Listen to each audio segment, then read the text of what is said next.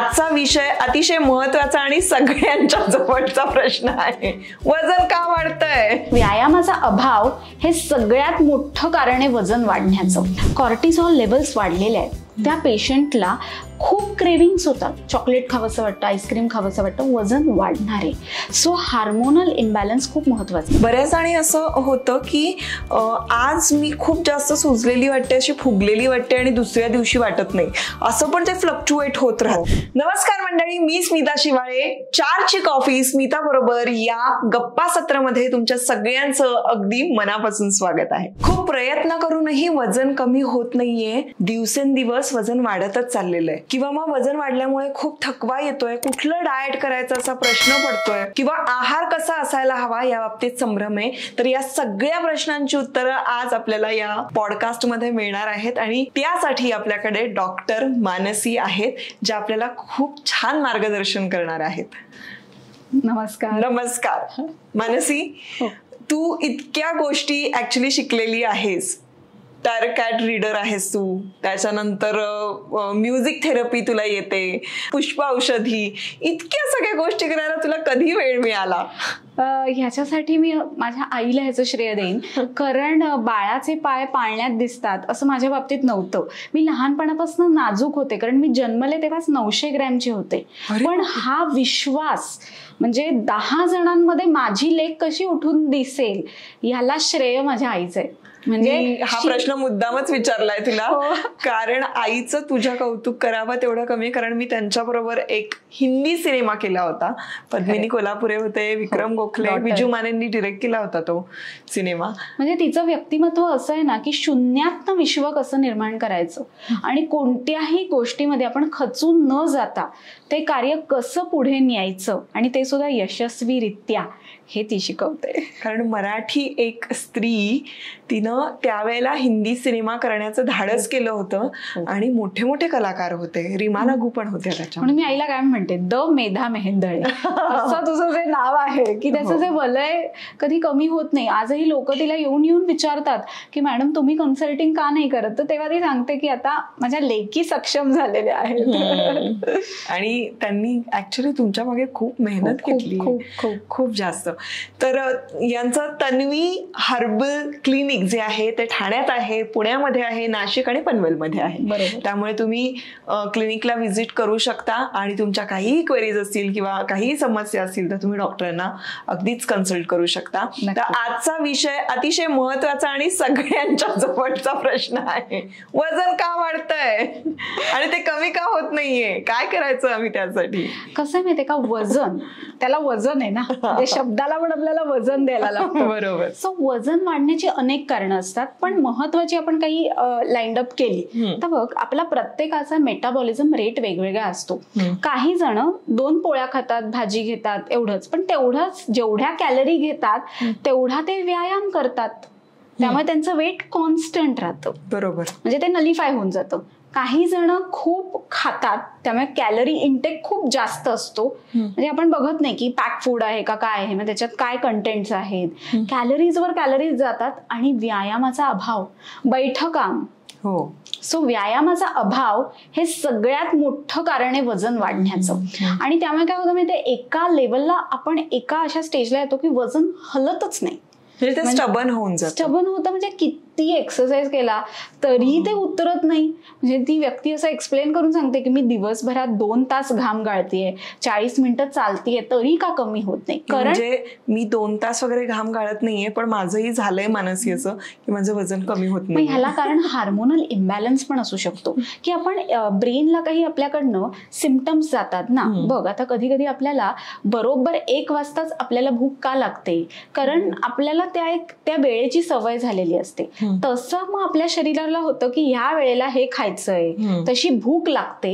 आणि मग ते वजनाची पण शरीराला तशी सवय होते. हार्ट पंपिंगला पण तीच सवय होते की अरे एवढंच वजन आपले, हे एवढंच मेंटेन राहिलं पाहिजे. आणि मग ते कितीही प्रयत्न केले, व्यायाम केला, तरी ते वजन आपलं उतरत नाही आणि मग आपल्याला त्रास होतो. आता हार्मोनल इम्बॅलन्स आहे आपल्या शरीरामध्ये. कॉर्टिसॉल लेवल्स वाढलेले आहेत.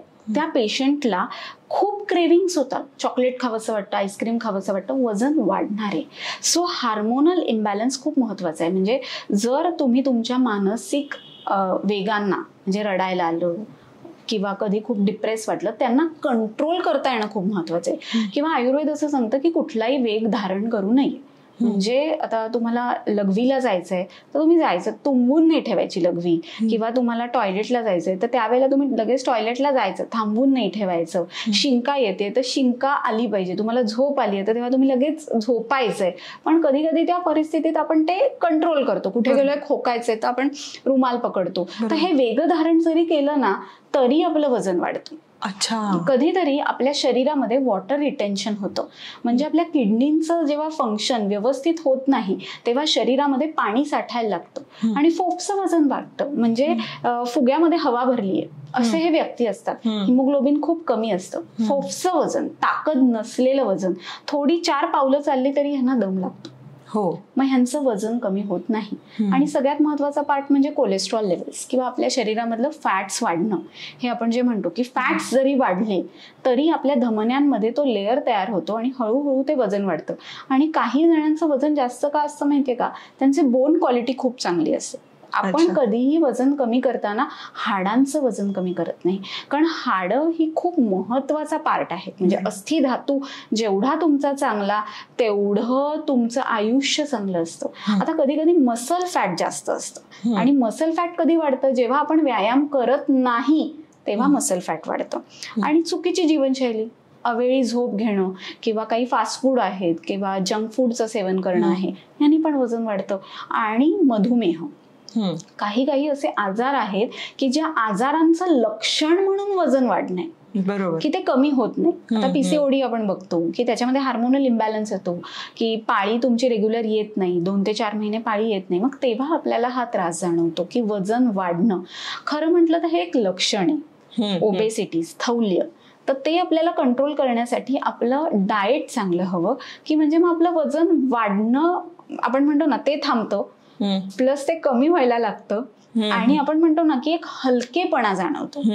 पण थायरॉइड तर आता मला असं वाटतं आजच्या काळात पीक लेवलला असतं. म्हणजे T3, T4, TSH या तिन्ही लेवल्स महत्वाच्या असतात. कधी कधी हार्मोन्सच्याच म्हणजे गोष्टी आहेत सगळ्या एकत्र आहेत. आता कॉर्टिझॉल हार्मोन जे आहे हे बॅड हार्मोन आहे. हे आपल्या शरीरात खरंच स्त्रवायला नको, पण ते स्त्रवल्यावर वजन वाढतं. पण म्हणजे त्यामुळे आपला स्ट्रेस वाढतो. स्ट्रेस वाढला, हे स्ट्रेस रिलेटेडच सगळे विकार आहेत. आणि क्रेविंग झाल्यावर आपण खातो. जेव्हा एखाद्या व्यक्तीला लो फिलिंग येतं, आता थायरॉइड मध्ये कसं होतं, छातीत धडधडणं वाटतं किंवा आपल्याला केस गळतात, झोप रात्री येत नाही. आणि मग ह्यानी जागं राहिल्यावर काय परिणाम होतो की आपण काहीतरी खातो, मग वजन वाढतं. असं को रिलेटेड फोफसेपणा येतो ह्याच्यामध्ये. आता बऱ्याच पेशंटना असं वाटतं की भात खाल्ल्याने वजन वाढतं. तर भात पचायला खूप खरा हलका आहे. भात पचायला हलका असल्यामुळे तो पटकन पचतो आणि मग आपल्याला भूक लागते आणि म्हणून आपण परत खातो. म्हणजे कार्बोहायड्रेट जो इंटेक आहे जर त्याच्यावर आपण कंट्रोल ठेवला तर आपलं वजन का वाढेल. जर आपण जेवढं खातोय तेवढं आपण पचवलं तर वजन कॉन्स्टंट राहतं, वाढत नाही. पण शरीरामध्ये कुठला व्याधी असेल तर वजन वाढतं. शरीरामध्ये हार्मोनल इम्बॅलन्स असेल तर वजन वाढतं. आपण कुठल्याही प्रकारे शरीरामध्ये आपण जे सोडियम लेवल्स आहेत, पोटॅशियम लेवल्स आहेत यांच्यामध्ये फरक केला तरी वजन वाढतं. आणि कधी कधी आपण म्हणतो ना रात्री झोप न लागणं, इन्सोमनिया, हा त्रास असेल तरी वजन वाढतं. किंवा आपण म्हणतो की एखाद्याचं शरीरावर सूज आलीये, वॉटर रिटेन्शन आहे, तरी सुद्धा वजन वाढलेलं दिसतं. आपल्याला काय वाटतं, अरे वा वा वा किती छान हेल्दी व्यक्ती आहे, पण त्याला शरीरामध्ये काही सार भाग मिळतच नसतो, एवढा त्याला विकनेस असतो. बऱ्याच आणि असं होतं की आज मी खूप जास्त सुजलेली वाटते, अशी फुगलेली वाटते आणि दुसऱ्या दिवशी वाटत नाही, असं पण ते फ्लक्च्युएट होत राहतं. हो हो, हे ह्याच्याशी आपल्या शरीरातले हार्मोन्स रिलेटेड आहेत. म्हणजे आता तुझी पाळी यायची आहे ना, तर पाळीच्या आधी तू सुजलेली दिसणार. आणि पाळी येऊन गेली, ते स्त्राव बाहेर पडले की आपोआप ती आपल्या शरीरावरची सूज कमी होत असते. किंवा काही पेशंट्स आपण असं लक्ष लक्षण बघितलं तर फॅटी लिव्हर ज्यांच्यामध्ये आहे त्यांच्यामध्ये अशी शरीराला सूज दिसते, किंवा क्रिएटिनिन काउंट ज्यांचा वाढलेला आहे, चेहरा असा फुगलेला दिसतो, थुलथुलीत आपण म्हणतो ना, की त्यांच्यामध्ये मसल्स नसतात, असं लोंबकाळतात. म्हणजे त्यांनी जर व्यायाम केला तर मसल टोंडअप होतात, मसल फॅट कमी होतं. म्हणजे व्यायाम करणं किती महत्वाचं आहे. की पूर्वी आपण बघायचो की घरामध्ये स्त्रिया सुद्धा 100 सूर्यनमस्कार रोज घालायच्या आणि त्यामुळे वजन मेंटेन राहायचं. आता कधी कधी बघ, फास्ट फूड खाल्लं, ब्रेडचा अति वापर केला तरी वजन फटकन वाढतं. म्हणजे काही पेशंट सांगतात की आम्ही हवा खाल्ली तरी वजन वाढतं. हे एक आहे, म्हणजे ही त्यांची टॅगलाईन असते. तर मी त्यांना तेवढंच म्हणते की तुम्ही पाणी किती पिता, पाण्याचं प्रमाण, ह्याच्यावर पण तुमचं वजन अवलंबून आहे. आता तुम्ही काट्यावर सकाळी उपाशी पोटी वजन करायचं म्हणजे ते तुमचं खरं वजन असतं. कारण आपण भरपेट खाल्ल्यावर आपल्याला वजनाचा अंदाज येत नाही. आणि जेव्हा आपण वजन म्हणतो ना, तेव्हा आपण पोटाचा घेर पहिले मोजायचा, पोट, मांड्या, दंड, की ते आपण चेक करायचं की आपलं वजन कॉन्स्टंट आहे का, काय नक्की होतं. म्हणजे वजन कॉन्स्टंट असतं तुमच्या हाडांच्या वजनामुळे, फॅट्समुळे, पण तुमचा इंच लॉस होत असेल तरी चांगलं आहे ना. म्हणजे जर तुम्ही व्यायाम करून तुम्हाला इंच लॉस मिळत असेल तरी चांगलं आहे. आपल्याला काय हवंय की वजन वाढल्यामुळे जे साईड इफेक्ट तुमच्या शरीरावर होणार आहेत, जसं की तुम्हाला हार्ट प्रॉब्लेम होऊ शकतात, तुम्हाला मधुमेह होऊ शकतो, ते टाळण्यासाठी आपल्याला वजन कंट्रोलमध्ये ठेवायचं. बाकी माझंही अगदी स्पष्ट म्हणणं आहे की आपण हेल्दी खावं, मनासारखं आपलं काय जे रोजचं जेवण आहे ते मन मारून खाऊ नये. बरोबर, सगळं खाल्लं पाहिजे. मागच्या एपिसोडमध्ये पण तू सांगितलंस की आपण सगळं खायला हवं. परंतु वजन वाढतंय आणि मी आता कशी बेडप दिसते आणि मी छानच दिसत नाहीये, या कारणासाठी वजन कमी करण्यापेक्षा आपलं आरोग्य उत्तम राहावं यासाठी वजन कमी करणं खूप गरजेचं. आता बघ, कधी कधी डिलिव्हरी नंतर जेव्हा प्रसूता स्त्री असते तिचं वजन खूप वाढलेलं असतं. आणि बऱ्याच स्त्रिया असं सांगतात की आम्ही जेव्हा आमची पहिली डिलिव्हरी झाली तेव्हापासून आमचं वजन एवढंच आहे, ते खाली उतरत नाहीये. कारण तेव्हापासून त्यांचं आयुष्य बदलतं ना, मुलांच्या पाठीच पूर्ण त्यांना त्यांचं संगोपन करण्यात त्यांचा वेळ जातो. पण त्यामध्ये पण त्यांनी जर अर्धा तास त्यांच्यासाठी स्वतःसाठी काढला तर त्यांचंही वजन मेंटेन राहू शकतं. म्हणजे व्यायामासाठी वेळ काढायला, व्यायामासाठी वेळ, किंवा आपला एक दिनक्रम फिक्स हवा की आज मी काय खातीये, किती कॅलरीज माझ्या पोटात जाणार आहेत आणि त्या प्रमाणात मी व्यायाम करतेय का हे आपण बघायला हवं. हे कॅल्क्युलेशन आहे, हिशोब आहे हा थोडक्यात, की आपण काय खातो ते किती जिरवतो त्या प्रमाणात आपल्याला हिशोब करायचा आहे. की ते आपलं डाएट जर परफेक्ट असेल तर आपल्याला आपलं वजन वाढत नाही किंवा ते कॉन्स्टंट राहतं.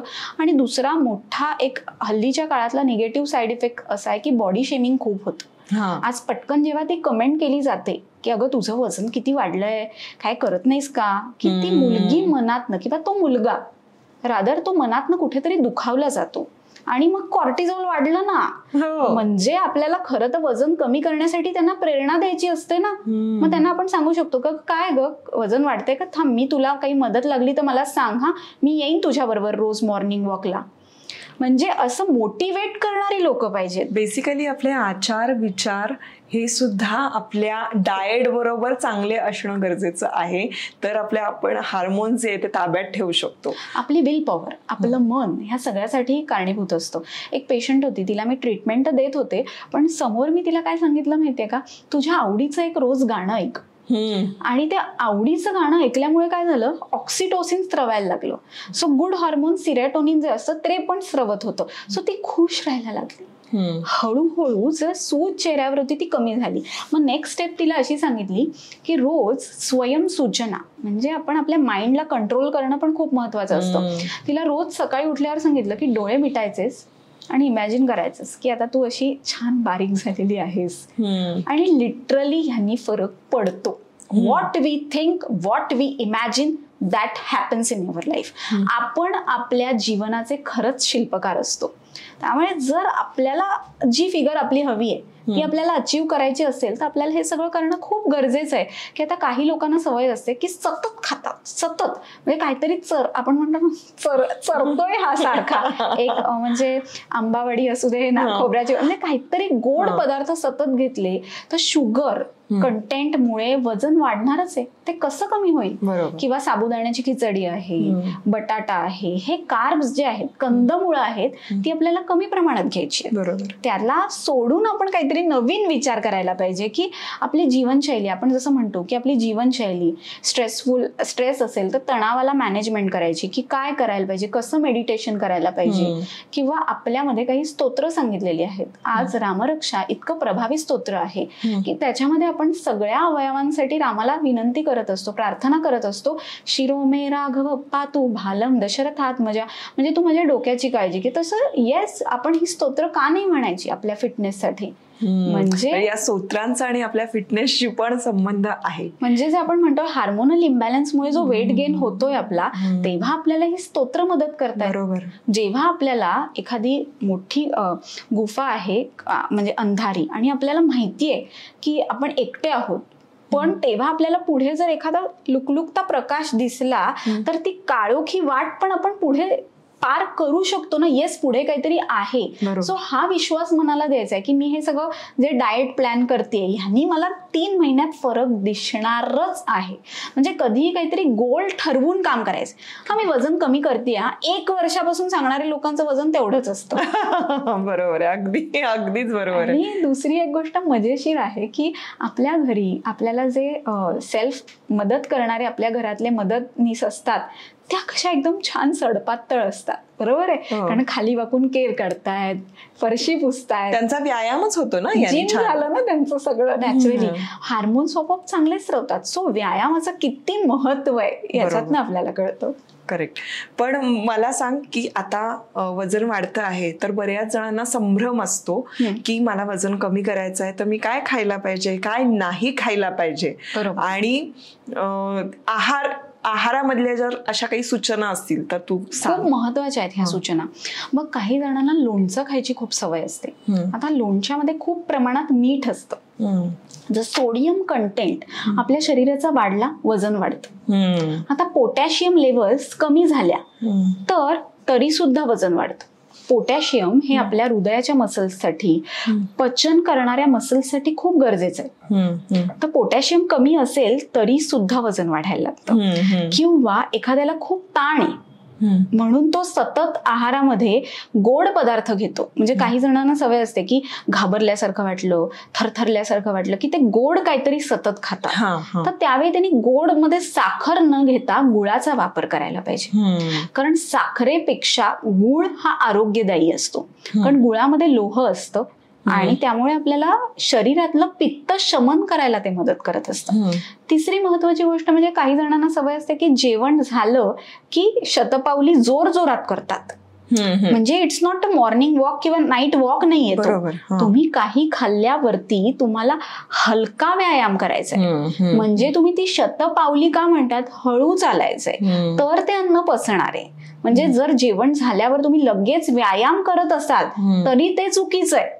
ते केल्याने पण वजन वाढतंय. बरोबर. सो त्या गोष्टी करायच्या नाहीत. किंवा आपण म्हणतो ना पॅक फूड्स आहे किंवा काही फ्रोझन फूड्स आहेत, ती का गरजेची आहेत? कधीतरी म्हणजे 6 महिन्यात एकदा ठीक आहे, काही इमर्जन्सी आहे तर, पण रोज तुम्ही ताजं बनवलेलं अन्नच सेवन करायला पाहिजे. म्हणजे डब्यामध्ये तुम्ही काय नेताय. आता बघ, काही वेळेला आपण कोशिंबीर सांगतो, पोळी, भाजी, भाकरी हे सगळं देतो, पण ह्याच्यामध्ये जर आपण कार्बोहायड्रेट्स अवॉइड केले, म्हणजे सकाळी एकदा पोळी घ्यायची, रात्री भाकरी घेतली तरी वजन कमी व्हायला मदत होते.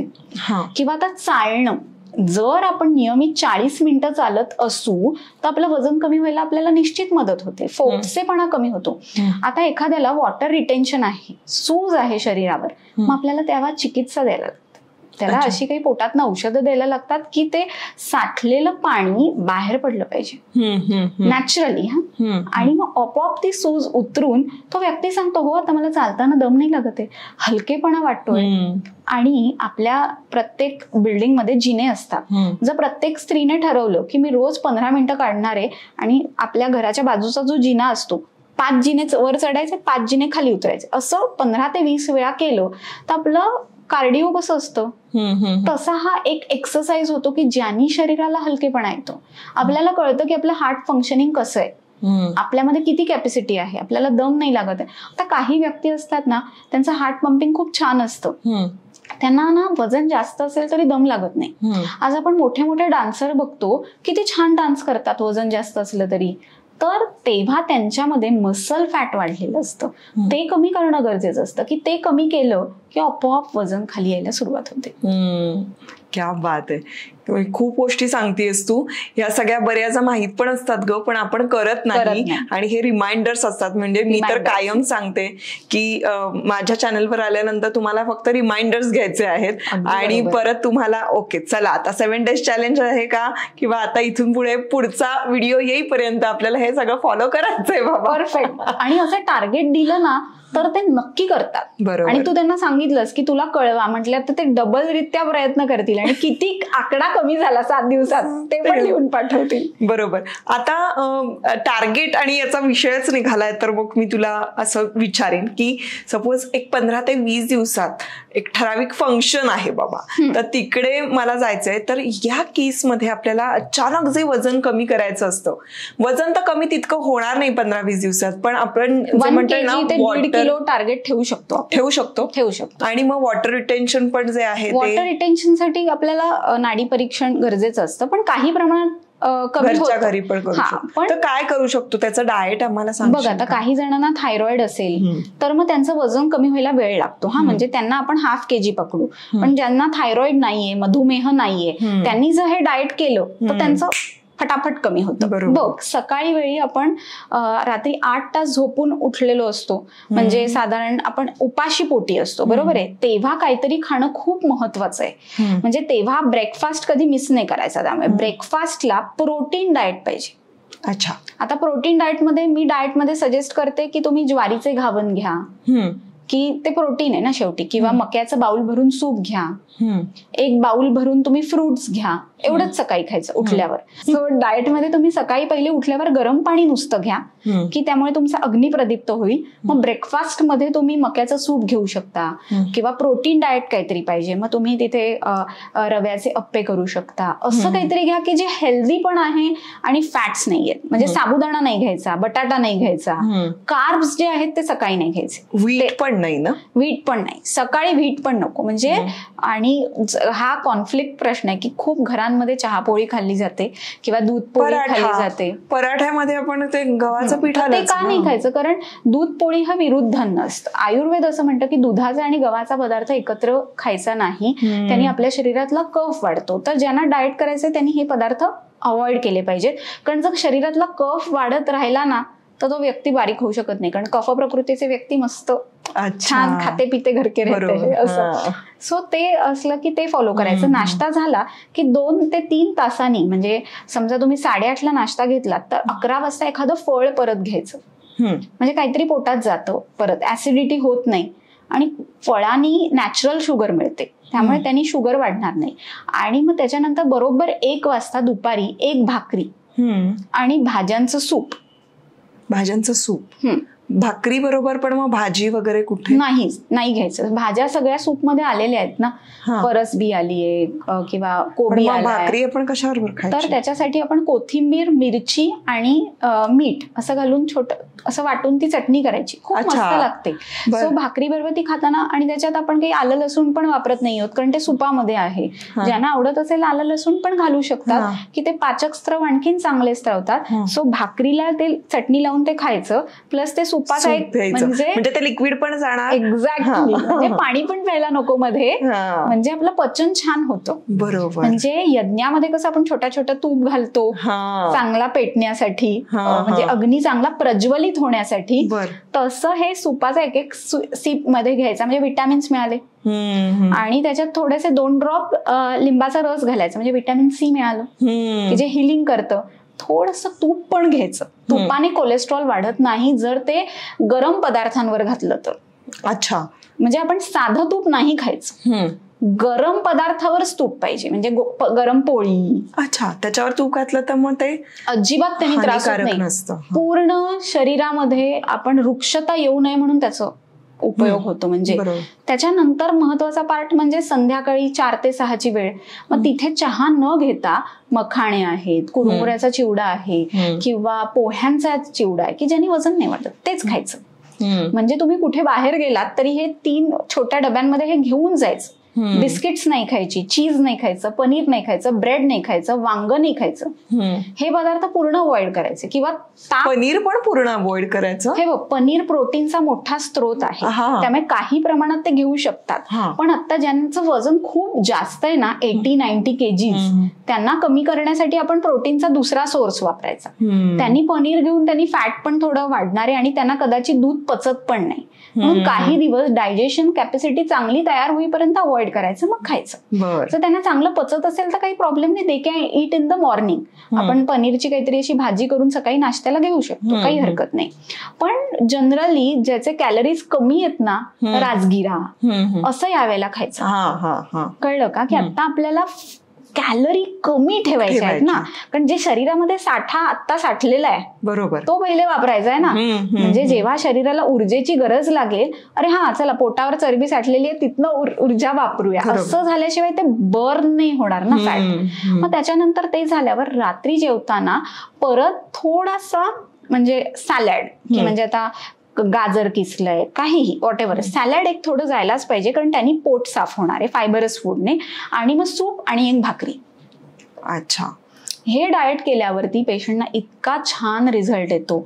आणि त्याच्यामध्ये एक असा आपण एक काढा म्हणजे टी म्हणतो ना, तसा पण आपण मध्ये मध्ये घेऊ शकतो. ग्रीन टी पण किंवा काढा सुद्धा आयुर्वेद, ते तुम्हाला गोल्डन टिप मध्ये सांगशील आता. पण म्हणजे तू सुद्धा एनकरेज करते का असं 4 मील 3 मील्सचे जे आपले डाएट असतात, की इंटरमिटंट फास्टिंगचं जे मध्ये फॅड निघालं होतं त्याच्यानंतर मग पण तेही मी केलं, ते सोपं होतं माझ्यासाठी खरं सांगायला गेलं. 2च वेळेला खायचंय, काय खायचं विचार करायचं नाही, 2च वेळेला खाऊन टाकायचं. पण मला लक्षात आलं त्याच्यामुळे खूप साऱ्या डेफिशियन्सी यायला लागल्या. आणि दुसरी गोष्ट त्यांनी काय होते, की जेव्हा भूक लागते तेव्हा तुम्ही भूक मारलीत, खाल्लं नाहीत, डबल प्रमाणात वजन वाढतं. म्हणजे आपल्याला योग्य पद्धतीने जायला पाहिजे. तुम्ही 4 वेळा व्यवस्थित खा, पण कमी कार्ब्सचं खा, कॅलरीज मोजून खा. नाही, आणि आपल्याला सगळं वेगवेगळं खायचं नाही, आणि सगळं मिळतं, ह्याच्यातून तुम्हाला काही मिसिंग राहत नाही. फक्त 2 वेळा भाकरी घेतली ना तर कधी कधी काही जणांना कॉन्स्टिपेशन होतं, कारण गव्हामुळे काहीतरी एक चिकटपणा मलाला निर्माण होतो, तो ज्वारीने होत नाही. त्यामुळे सकाळी एखादा फुलका घेतला तरी हरकत नाही, काही चालेल, कारण सगळंच मिळायला हवंय ना. मल नीट सांधून येणं पण खूप महत्वाचं आहे. आणि आपण ह्याच्या बरोबर आपल्या शरीराला अभ्यंग करायला पाहिजे. म्हणजे आंघोळीच्या आधी मसल टोनिंग म्हणून जर तिळाचं तेल लावलं चोळून अंगाला आणि गरम पाण्याने आंघोळ केली आठवड्यातनं एकदा, तरी हलकेपणा येतं. म्हणजे जे डाएट करणार आहेत ना त्यांनी हे फॉलो करायलाच पाहिजे. आणि आठवडाभर किंवा आता 15 डेजचं टार्गेट असेल तर थर्मासमध्ये गरम पाणी करून ठेवायचं. आणि जेव्हा पाणी प्यायचं आहे ना तेव्हा ते सिपसिप तेच पाणी प्यायचं. आणि साखर बंद करायची. म्हणजे फक्त महत्वाचा मुद्दा, म्हणजे कितीही मोह झाला, पुरणपोळी आहे, मोदक आहे, नाही खायचे. आपल्याला एक टार्गेट अचीव करायचं आहे ना, मग ते टार्गेट अचीव केल्यावर तुम्ही जरूर खा. कंट्रोलमध्ये राहून तुम्ही खाल्लं तर तेव्हा तुमचं वजन वाढणार नाही. आणि नैराश्यातनं बाहेर येणं गरजेचं आहे. तुम्ही ऍक्टिव्ह व्हा ना कामामध्ये, आपोआप वजन कमी होतं. तुम्ही रोज एक नवीन पदार्थ बनवा. काय आपल्यामध्ये लॅकिंग आहे ह्या 3 सूत्रांमध्ये ते प्रत्येकाने शोधायचंय त्याचं की आपण व्यायाम करत नाही आहोत का, म्हणून वजन वाढतंय का. म्हणून तर आपण कारण डिस्कस केली ना आधी, की हार्मोन्सचा काही बाबा इश्यू आहे का, त्यामुळे वजन वाढतंय का, किंवा माझ्या आचरणामध्येच काहीतरी लाईफस्टाईल मध्येच बाबा काहीतरी गोष्टी आहेत त्याच्यामुळे वजन वाढ. हे ऑब्झर्व केल्यानंतर मग जर का तू सांगितलं त्याप्रमाणे डाएट आपण फॉलो केला तर वजन कमी व्हायला मदत होईल. परफेक्ट परफेक्ट कळलंय मला सगळं, फक्त आता करायचं. आणि आम्हाला इंच मध्ये ते रिझल्ट पण बघायचे. Correct correct correct. वा, छान सांगितलंस तू. पण म्हणजे अशा पद्धतीनं जर का आपण डाएट घेतला, जे तू सांगितलंस की सकाळच्या वेळात प्रोटीनचा इंटेक पाहिजे, दुपारी एक भाकरी आणि सूप, परफेक्ट, सलाड हे सगळं असायला हवं, चटणी असायला हवी, कोथिंबीर. आणि कारण कोथिंबीर आपल्या शरीरातलं मधुमेह म्हणजे ब्लड शुगर कंट्रोल ठेवते, म्हणून ती खास चटणी दिली. म्हणून कोथिंबीरीची चटणी आपण दुपारच्या ह्याच्यामध्ये ऍड करायची आहे. संध्याकाळचा स्नॅक्स जो आहे तोही इम्पॉर्टंट आहे. चुरमुरे, मखाणे वगैरे, पोह्याचा चिवडा, तो 4चा जो काही स्नॅक आहे, 4ची कॉफी आहे त्याबरोबरीनं.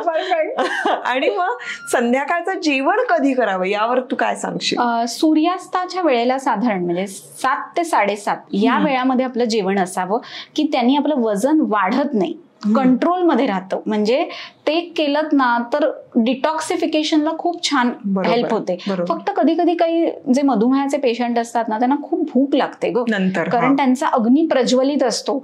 मग परत ते आपण जे 4 ते 6चं ठेवलेलं आहे ना, पोह्याचा चिवडा, मखाणे, हे त्यांना समजा भूक लागली 10 वाजता तर ते थोडंसं काहीतरी खाऊन झोपायचं. किंवा तुला माहिती आपण असं म्हणतो की दूध दही भात अगदी थोडासा खायचा, पण रात्री जनरली दही खात नाही, त्यामुळे बरेच लोक अवॉइड करतात. पण शांत झोप हवी असेल तर थोडासा आमटी भात घेतला तरी हरकत नाही. खरं भाताने वजन वाढत असलं म्हणजे का वाढतं, कारण ते अति प्रमाणात त्याच्यात कॅलरीज असतात म्हणून. आणि मग 2 घास अगदी खाल्ले ना तर एक ना म्हणतात ना जेवण पूर्ण झाल्याचं फिलिंग येतं आणि छान झोप लागते.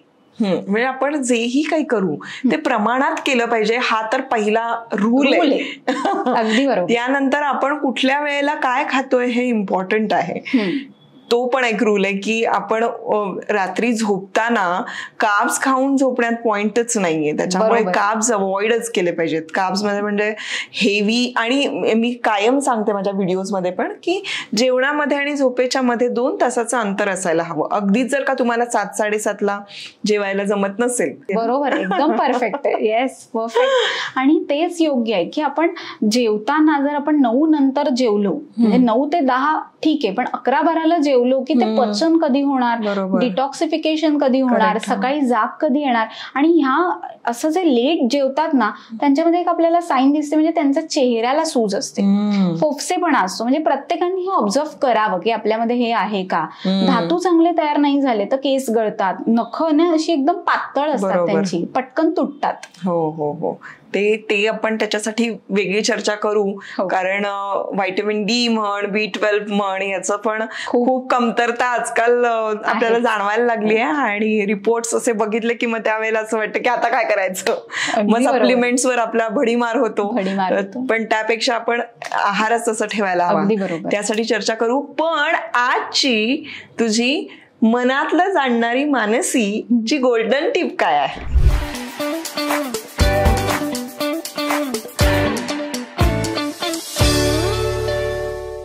बघ, वजन कमी करायचं असेल ना तर काही 3 टिप्स आहेत की सकाळी उठल्यावर जर तुम्ही सोमवारी जिरं पाणी घेतलं, म्हणजे जिरं पाण्यामध्ये घालून उकळवायचं, त्याचं अर्धा कप झालं की तो काढा घ्यायचा.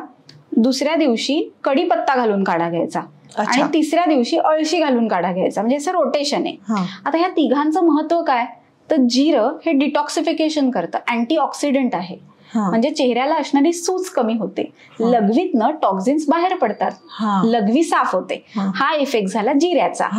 आता दुसरं कढीपत्ता. कढीपत्ता काय करतं, लिव्हर डिटॉक्सिफिकेशन करतं, लिव्हरला ऍक्टिव्ह करतं, संप्रेरक चांगली स्त्रवतात, पाचक सुटतात, जे पोटामध्ये साचलेलं आहे, तुंबलेलं आहे, ते पचायला मदत होते, पोटाचा घेर कमी होतो. म्हणून दुसऱ्या दिवशी कढीपत्ता आणि तिसऱ्या दिवशी अळशीचा काढा, म्हणजे फ्लॅक्स सीड्स, त्याच्यामध्ये ओमेगा 3 आहेत. तुमचं हार्ट पंपिंग चांगलं करतं, तुमच्या शरीरात वाढलेला कोलेस्ट्रॉल कमी करतं, आपोआप तुमचे सगळे फॅट्स कंट्रोलमध्ये यायला सुरुवात होते. फ्लॅक्सीड्सचं पण कसं करायचं ते पाणी? 1 चमचा फ्लॅक्सीड्स घ्यायच्या, त्या परतवायच्या, परतवल्या की त्याच्यामध्ये 1 ग्लास पाणी घालायचं, ते उकळवायचं. खडीसाखर वगैरे आपण नाही घालायची कारण आपण डाएट करतोय ना. लहान मुलांना कफासाठी आपण ते देतो तेव्हा खडीसाखर घालून देतो, पण आपण त्याच्यात काही नाही घालायचं, ते गाळून घ्यायचं आणि प्यायचं. अच्छा. आणि कढीपत्त्याचं पण उकळवून, कढीपत्त्याची 4 पानं ठेचायची चांगली, आपण पाण्यामध्ये ती उकळवायची, 1 कपाचा अर्धा कप करायचा, त्याच्यात 2 ड्रॉप लिंबाचा रस पण घालायचा आणि ते पिऊन टाकायचं. छान लागतं, टेस्टी. जिरपूड हवी तर जिरपूड घाला, चव येते. म्हणजे आपल्याला टेस्टी करून ते घ्यायचंय आणि इट शुड बी आपलं रुटीन ऑफ अवर लाईफ. म्हणजे आता दात घासतो ना आपण रोज न विसरता, रोज आंघोळ पण न विसरता करतो, जसं फोन हातात न विसरता असतो, तशा ह्या चांगल्या सवयी ज्या आपल्या आरोग्यासाठी चांगले आहेत त्या करून बघायला काहीच हरकत नाही. आणि हे सगळं रिपीट करत राहायचं. हे रोज, आता सोमवार, मंगळवार, बुधवार, मग परत पहिले जो सोमवारी आपण जिरं काढा घेतलाय तो आला पाहिजे. म्हणजे रोटेशन मध्ये हे 1 महिना करायचंय. अच्छा.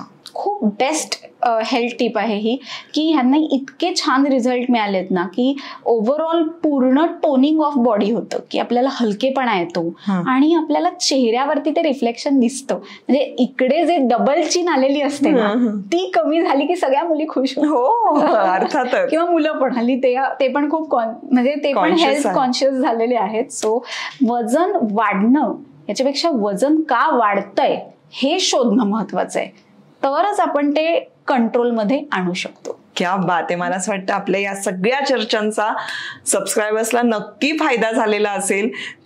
तुझी गोल्डन टिपही खूप छान होती. So thank you so much. आता भेटूया आपण पुढच्या व्हिडिओमध्ये.